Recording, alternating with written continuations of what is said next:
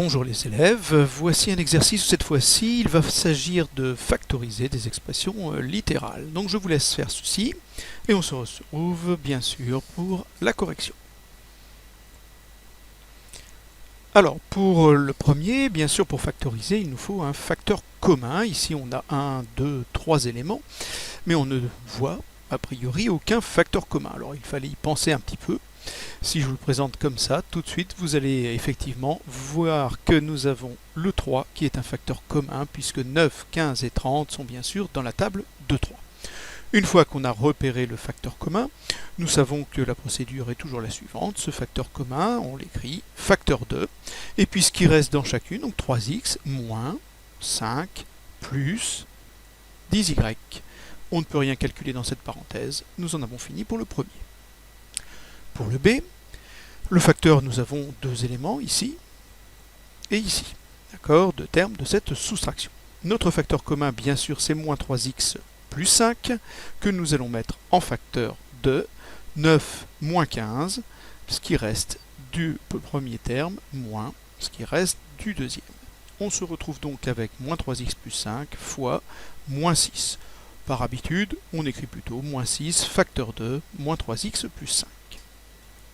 Pour le C, nous avons ici une somme. Dans chacun des termes de notre somme, nous avons un facteur commun qui est bien sûr moins 8x plus moins 5.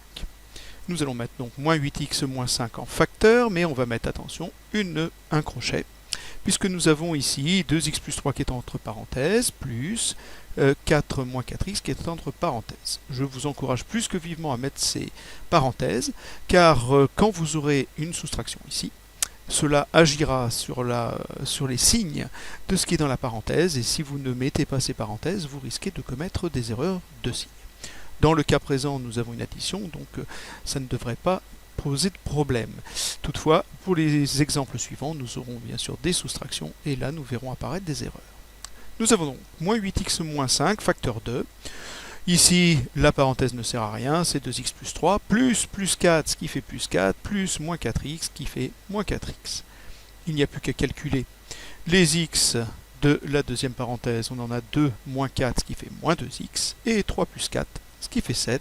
Nous avons factorisé, c'est-à-dire que nous avions une addition au départ, et maintenant, nous avons bien un produit ici. Pour le D, la même procédure, nous avons une soustraction, une différence avec le premier terme ici, le second ici, et nous avons un facteur commun qui est 8x moins 9. Nous mettons ce facteur commun devant, 8x moins 9, facteur 2. Je mets le grand crochet. Il me restait moins 11x plus 4 de la première multiplication, et 5x plus 2 de la deuxième, et nous avons bien une soustraction. Cette fois-ci, nous allons avoir des changements de signe, puisque cette parenthèse qui est là est précédée d'un moins, et vous savez que cela donne l'opposé.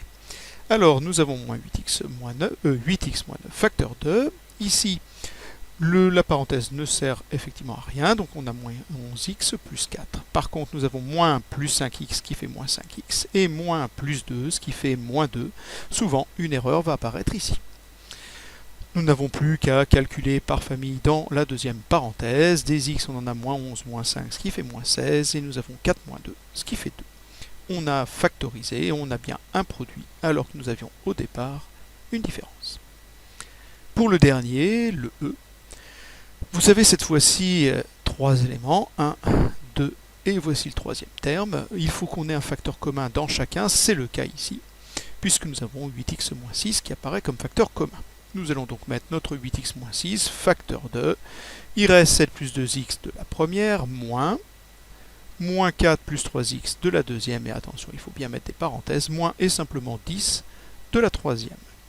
Nous allons pouvoir calculer ce qu'il y a dans cette parenthèse. Cette parenthèse-là, elle ne sert à rien. On a donc 7 plus 2x, moins 4 plus 4, moins plus 3x, moins 3x, et moins 10.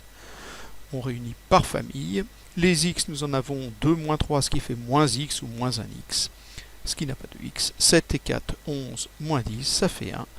Au final, on obtient donc 8x moins 6, facteur de moins x, plus 1.